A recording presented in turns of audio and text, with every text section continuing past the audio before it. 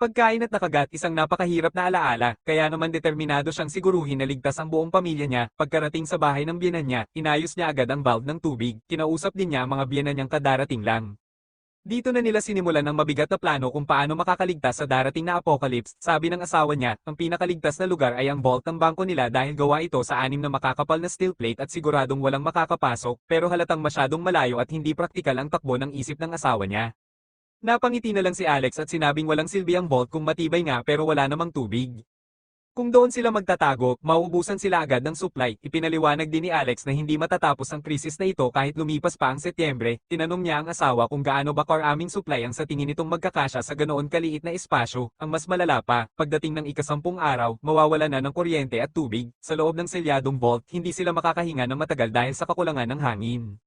Sumingit naman ang biyenan niyang babae para pakalmayan ang tensyon habang may dalang platito ng prutas mula sa kusina. Tinitigan niya si Alex, nararamdaman niyang nagsasalita ito na parang napagdaanan na ang lahat ng ito noon. Tinanong niya si Alex kung ano ang dapat nilang gawin.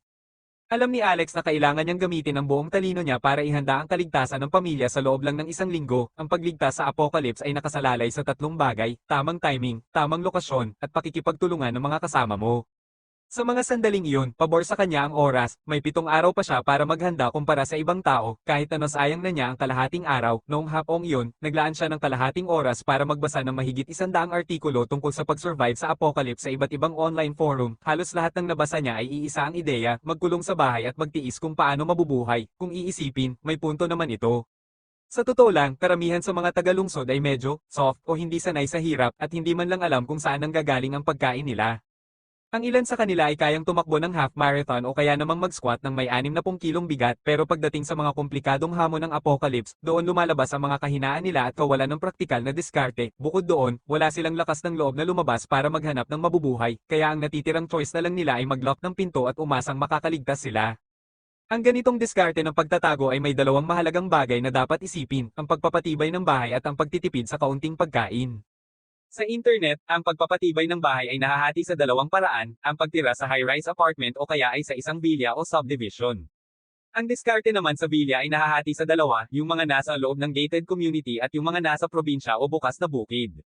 Pero sa huli, hindi rin naman mahalaga kung alin ang piliin mo dahil pare-pareho lang silang may problema bilang ordinaryong tirahan. Bahay lang naman kasi iyan. Dito pumasok ang unang kahinaan: masikip ang espasyo at limitado lang ang taong pwedeng tumira. Ang isang apartment ay bihira lang lumampas sa 300 square meters, at ang villa naman ay karaniwang hanggang 500 square meters lang.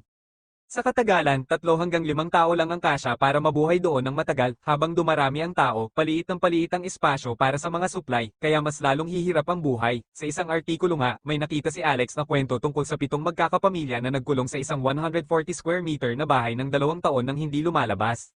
Kasunod nito ang pangalawang kahinaan: ang kawalan ng sariling supply. Ang mga modernong bahay ngayon ay umaasa sa mga pampublikong serbisyo tulad ng kuryente at tubig mula sa labas. Kapag nawala ng kuryente o tubig, biglang magiging impyerno ang buhay doon, o kaya naman ay mabubuko ang lokasyon ninyo. Halimbawa, sa isang apartment, kapag nawala ng tubig tapos nag-flush ka ng banyo, ang tunog na iyon ay maririnig ng iba at magiging hudyat na may tao doon at may supply pa kayo.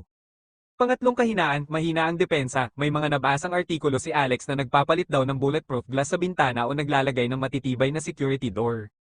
Pero sa totoo lang, may nakakita na ba kung gaano kadaling baklasin ang hamba ng pinto o bintana? Alam niya sa sarili niyang karanasan na mas marupok ang mga ito kaysa sa hitsura nila, at may mga naniniwala pa na ang simpleng doorstop lang ay sapat na para harangan ng isang fire door. Seryoso ba silang naniniwala na hindi masisira ang mga ordinaryong gamit na ito? Ang pang-apat na isyu ay ang kahinaan ng mismong istruktura ng bahay. Kung sa apartment ay medyo carry pa, sa mga villa naman ay may problema ka sa bakuran. Kailangan mo bang takpan ng glass roof ang buong bakuran mo? Kung hindi, paano kung tumalon lang ang mga zombie sa bakod mo? At kakayanin ba ng glass roof na iyon ang bigat ng mga zombie kung sakaling mahulog sila mula sa itaas? Kaya ba nitong harangin ang mga taong may masasamang intensyon? Ang panglimang kahinaan ay ang hirap sa pag-iimbak ng supply. Hindi lang ito usapin ng may mapaglalagyan ka, kundi kung paano mo ito ipapasok sa bahay. May nakita siyang isang post kung saan bumili ang may akda ng 300 sako ng bigas at 300 sako ng harina. Ngayon, isipin mo kung paano mo bubuhatin lahat yan. Kasya ba ang sasakyan sa may pinto? Gaano kabigat ang kayang dalhin ng elevator? Kasya ba ang pallet sa loob? At higit sa lahat, kaya ba ng sahig ang ganoong kabigat na load? Gaano ba kataas ang pwede mong i-stack doon? Kung may lakas ka naman palang magbuhat ng 300 sako ng bigas, bakit ka pa magkukulong doon? Di ba dapat nasa labas ka at